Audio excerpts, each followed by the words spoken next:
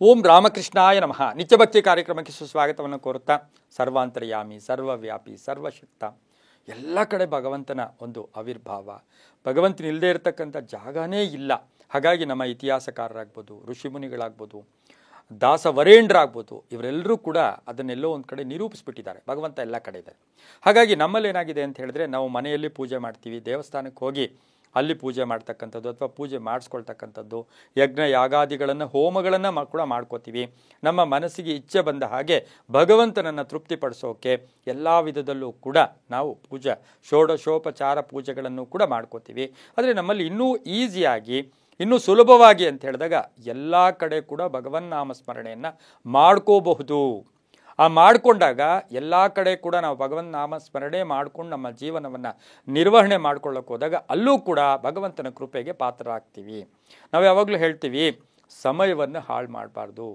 ನಾವು ಸಮಯವನ್ನು ಹಾಳು ಮಾಡಿಕೊಂಡಿದ್ದೆ ಆದರೆ ಮತ್ತೆ ಆ ಸಮಯ ನಮಗೆ ಬರೋದಿಲ್ಲ.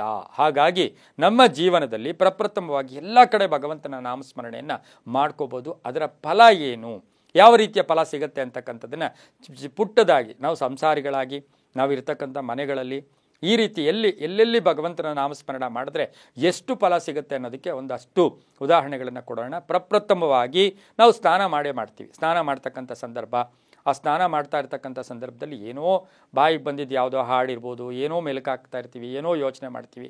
ಅದು ಬೇಡ. ಆ ಸ್ನಾನ ಮಾಡ್ತಕ್ಕಂಥ ಸಂದರ್ಭದಲ್ಲಿ ನೀವು ಭಗವನ್ ನಾಮಸ್ಮರಣೆಯನ್ನು ಉಚ್ಚಾರಣೆ ಮಾಡ್ಕೊಳ್ತಾ ಇದ್ದಿದ್ದೆ ಆದರೆ, ಓಂ ನಮಃ ಶಿವಾಯ ಇರ್ಬೋದು, ಮಹಾಲಕ್ಷ್ಮಿ ಇರ್ಬೋದು, ನಿಮ್ಮ ಇಷ್ಟ ಬಂದಂಥ ಒಂದು ನಾಮಸ್ಮರಣೆಯನ್ನು ಉಚ್ಚಾರಣೆ ಮಾಡ್ಕೊಳ್ತಾ ಇದ್ದಾಗ ಅದು ತೀರ್ಥ ಸ್ನಾನ ಆಗುತ್ತೆ ಅಂತ ನಮ್ಮಲ್ಲಿ ಹೇಳ್ತಾರೆ. ನೀವು ಸ್ನಾನ ಮಾಡುವಾಗ ಭಗವನ್ ನಾಮಸ್ಮರಣೆ ಮಾಡಿಕೊಂಡ್ರೆ ತೀರ್ಥ ಸ್ನಾನ, ಆ ನೀರೆಲ್ಲ ತೀರ್ಥ ಆಗಿಬಿಡುತ್ತೆ. ನಾವು ಒಂಚೂರು ದೇಹಕ್ಕೆ ನಾವು ತೀರ್ಥವನ್ನು ಸ್ವೀಕಾರ ಮಾಡಿದ್ದೆ ಆದರೆ ದೇಹ ಶುದ್ಧಿ ಆಗುತ್ತೆ. ಆದರೆ ಇಡೀ ದೇಹದ ಮೇಲೇ ನೀರು ಹಾಕ್ಕೊಂಡಾಗ ನಾವು ಅದು ತೀರ್ಥ ಸ್ನಾನ ಆಗುತ್ತೆ, ಪವಿತ್ರ ಸ್ನಾನ ಆಗುತ್ತೆ. ಹಾಗಾಗಿ ಸ್ನಾನ ಮಾಡುವಾಗ ಭಗವನ್ ನಾಮಸ್ಮರಣೆಯನ್ನು ಮಾಡ್ಕೋಬೋದು. ಇನ್ನು ಆಹಾರ ಸೇವಿಸುವಾಗ ನಾವೇನು ಮಾಡ್ತೀವಿ, ಈಗಲೂ ಕೂಡ ಹಿರಿಯರು, ನಮ್ಮ ಪೂರ್ವಿಕರು, ನಾವು ಒಂದು ತುತ್ತನ್ನು ಬಾಯಲ್ಲಿ ಇಟ್ಕೊಳ್ಳೋವಾಗ ಮಂತ್ರ ಹೇಳ್ಕೊಳ್ಳೋದು, ಹರಿರ್ದಾತ ಹರಿರ್ಭೋಕ್ತಃ ಹರಿರನ್ನಂ ಪ್ರಜಾಪತಿಯೇ ಹರಿರ್ವಿಪ್ರ ಶರೀರಸ್ತು ಭುಕ್ತಿ ಭೋಜ್ಯಂತೆ ಹರಿಯೇ ಅಂತ ಹೇಳ್ಕೊತೀವಿ.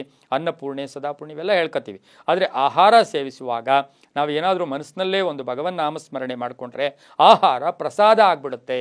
ನಮ್ಮ ದೇಹಕ್ಕೆ ಆಹಾರ ಪ್ರಸಾದ. ನಾವು ಚೂರು ಪ್ರಸಾದಕ್ಕೆ ಎಲ್ಲ ಕಡೆ ಕಾಯ್ಕೋತೀವಿ, ಇಡೀ ದೇಹ ಪೂರ್ತಿ ಪ್ರಸಾದ ಆಗಿಬಿಡುತ್ತೆ.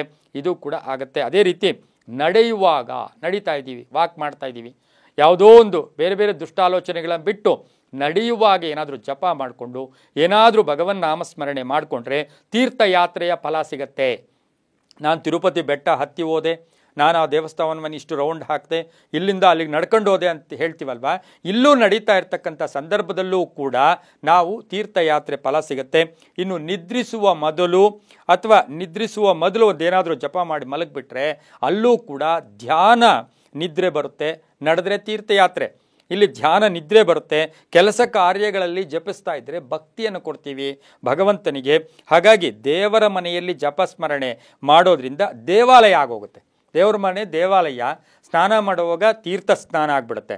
ಹಾಗೆ ಆಹಾರ ಸೇವಿಸುವಾಗ ಪ್ರಸಾದ ಆಗುತ್ತೆ, ನಡೆಯುವಾಗ ತೀರ್ಥಯಾತ್ರೆ, ನಿದ್ರಿಸುವಾಗ ಧ್ಯಾನ ನಿದ್ರೆ, ಕೆಲಸ ಕಾರ್ಯಗಳಲ್ಲಿ ಜಪಿಸಿದ್ರೆ ಭಕ್ತಿ. ಹಾಗೆಯೇ ದೇವರ ಮನೆಯಲ್ಲಿ ಮಾಡಿದ್ರೆ ದೇವರ ಮನೆಯೇ ನಮಗೆ ಎಲ್ಲೋ ಒಂದು ಕಡೆ ದೇವಾಲಯ ಆಗಿಬಿಡುತ್ತೆ. ಹಾಗಾಗಿನೇ ಶರಣರು ಹೇಳಿದ್ದಾರೆ, ನಿದ್ರೆಯಲ್ಲಿ ಶರಣ ನಿದ್ದೆ ಹೋದರೆ ಜಪಗೈಯಿರೋ, ಅವನು ಜಪ ಮಾಡ್ತಾ ಇದ್ದಾನೆ, ಶರಣ ನಿದ್ದೆ ಮಾಡ್ತಾ ಇದ್ದಾನೆ ಅಂದರೆ ಜಪ ಮಾಡ್ತಾ ಇದ್ದಾನೆ ಅಂತ ಅರ್ಥ. ಹಾಗಾಗಿ ಇವೆಲ್ಲವೂ ಕೂಡ ಸೂಕ್ಷ್ಮದಿಂದ ಭಗವಂತನನ್ನು ನಾವು ಅನುಗ್ರಹ ಪಡೆಯೋಕೆ ಮಾರ್ಗಗಳು ಅಂತ ಹೇಳ್ತಾ, ಸರ್ವೇ ಜನ ಸುಖಿನೋ ಭವಂತು, ಸಮಸ್ತ ಸನ್ಮಂಗಳಾನಿ ಭವಂತು.